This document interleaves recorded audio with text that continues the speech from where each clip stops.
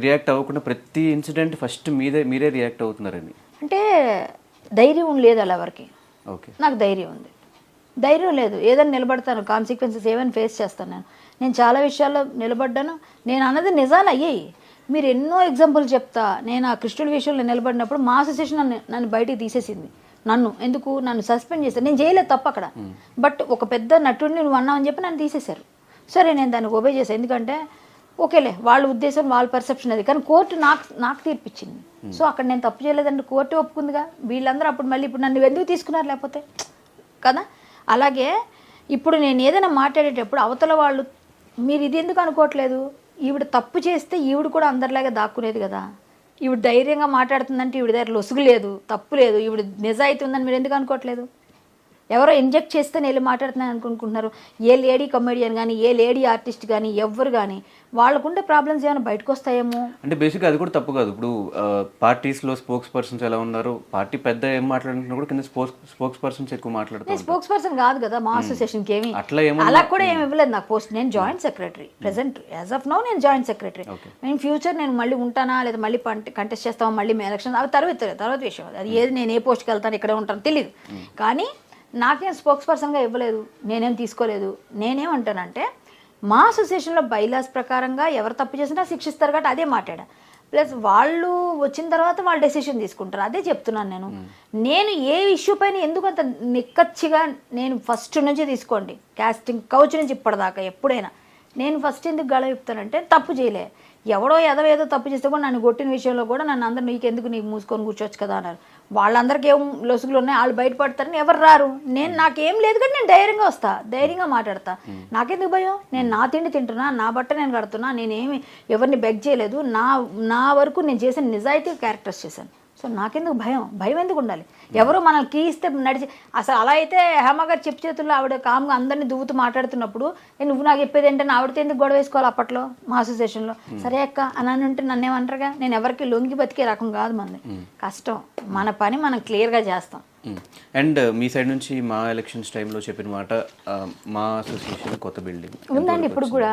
అదే మీ అందరికీ అర్థం కావట్లేదు. మా అసోసియేషన్ బిల్డింగ్ విష్ణు గారు నార్సింగ్లో కొనేయడానికి రెడీ చేశారు. 1 year లోనే రెడీ చేశారండి. అప్పుడే చేశారు, అప్పుడే మీటింగ్ బెటర్ చేశారు. మీకు తెలియదు ఇంటర్నల్గా. ఇంతకుముందు మీ మీడియాకు ఆహ్వానం ఉండేది, ఇప్పుడు లేదు కాబట్టి మీకు తెలియట్లేదు. సో అది ఆ బిల్డింగ్ అంతా రెడీ చేస్తారు. నార్సింగ్ వద్దు బాబు, పెద్దవాళ్ళు అంత దూరం ఎక్కడ వస్తాం, ఫిల్మ్ నగర్లో ఇది డిమాలిష్ చేస్తున్నారట ఈ ప్లేస్ని. ఇది మళ్ళీ ఫ్లోర్స్ కడతారు కదా, మీరు ఇక్కడ తీసుకుంటా అంటున్నారు. ఆయన కూడా ఇచ్చాడు 2 ఆప్షన్. ఇది తీసుకుంటే ఇక్కడ తీసుకుందాం అంటే ఇక్కడ చేయించండి అని చెప్పారు. అది ఇప్పుడు ఆగిపోయింది, చేయలేదు, డిమాలిష్ చేయలేదండి. దానికి మనం ఏం చేయగలం? వాళ్ళు డిమాలిష్ చేస్తే ఈయన కొన్నాను, ఇప్పుడు కూడా డబ్బులు రెడీగానే ఇస్తానని అని చెప్పాడు ఆయన. డిమాలిష్ చేయలేదు, కట్టలేదు.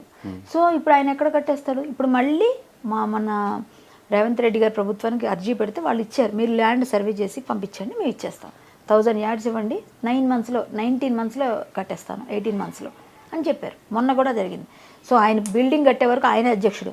మొన్న అందరూ తీర్మానం కూడా చేశారు. సో అంతవరకు ఎలక్షన్స్ ఉండవని అన్నారు. బిల్డింగ్ మొన్న అయిపోయిందిగా, మొన్న అంతా తీర్మానం అయింది. ఒక 2 years వరకు బిల్డింగ్ అయిపోవచ్చు, అయితే అప్పుడే ఎలక్షన్స్. ఓకే. సో ఫైనల్గా పవిత్ర అండ్ చంద్రకాంత్ ఇష్యూ, ఆ లీక్ అయిన చాట్ కూడా మీది, లాస్ట్లో మీతోనే చాట్ చేశారు. అసలు ఏం జరిగింది, ఏం చాట్ చేద్దాం? చందు నాకు 9 years నుంచి తెలుసు, మేము కలిసి వర్క్ చేసాము. అబ్బాయి 39 చేసేటప్పుడు ఈవిడతో పరిచయం నాకు అప్పుడే, ఆవిడతోని. పవిత్ర గారికి అబ్బాయి కూడా అప్పుడు పరిచయం లేదు నేనున్నప్పుడు. నేను బిఫోర్ బిగ్ బాస్ నేను చెప్తుంది. బిగ్ బాస్కి వెళ్ళి వచ్చిన తర్వాత మానేశారు. అప్పుడు ఈ అబ్బాయి క్యారెక్టర్ని అటు మలిచారు, తనకి అసిస్టెంట్, ఒక బ్రదర్ లాగా.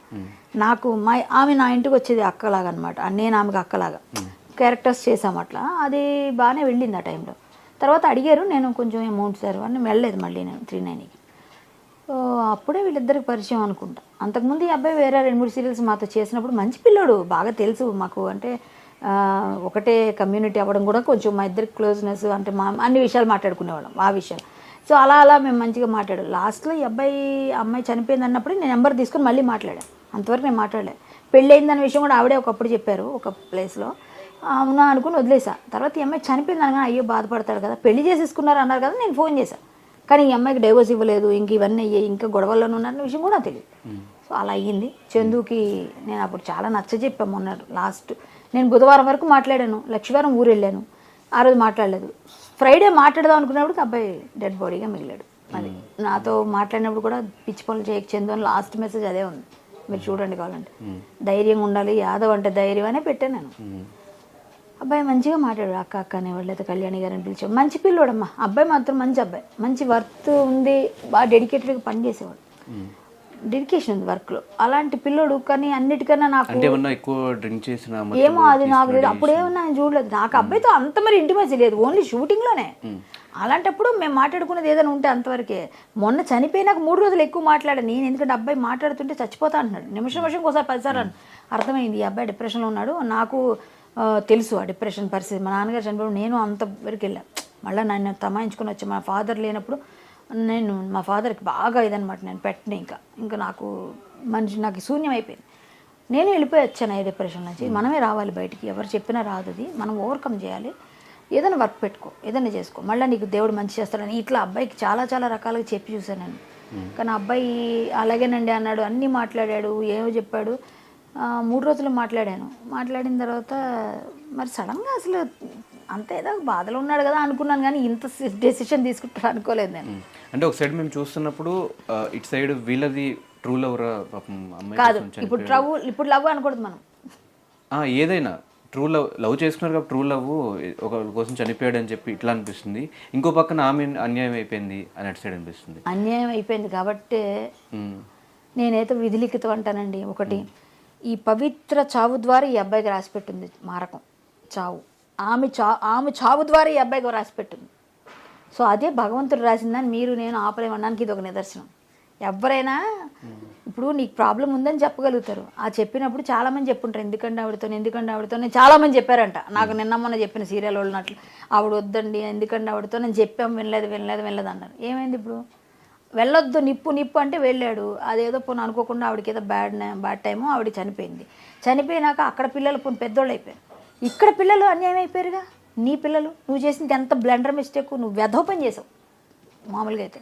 ఆ పిల్లల లైఫ్ని తీసేసావుగా. ఇప్పుడు ఆవిడ వెళ్ళిపోయింది. పోనీ వెళ్ళిపోయిన తర్వాత నువ్వు సమాయించుకొని సరే చేసిన పాపము ఏదో అయిపోయింది, నా లైఫ్ పోయింది, ఇప్పుడైనా ఈవిడ జాగ్రత్త చూసుకుందాం, పిల్లల్ని చూసుకుందాం అని ఉండాలి కదా.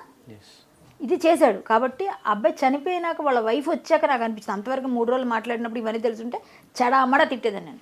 నాకు తెలియదు, తెలుసుంటే నేను ఇంకా గట్టిగా తిట్టేద్దును. అబ్బాయి కూడా ఆ చనువు ఉంది కాబట్టి ఏమీ తెలియదు. కానీ నాకు తెలియదు. ఆ తర్వాత బయటకు వచ్చిన విషయం, ఆ వైఫ్ వచ్చి మాట్లాడడం, వాళ్ళ అమ్మ నాన్న చెప్పడం, అప్పుడు తెలిసింది. ఆల్మోస్ట్ అలా అయిపోయిందండి డివోర్స్ అన్నాడు. అయిపోయింది డివోర్స్ అని అడిగాను. పెళ్ళికి పిలిచాడు నన్ను, పిల్లలని చెప్పాడు, నీ పిల్లలు పెళ్ళికి వస్తాలని కామెడీ చేశాను, చనిపోయాడు.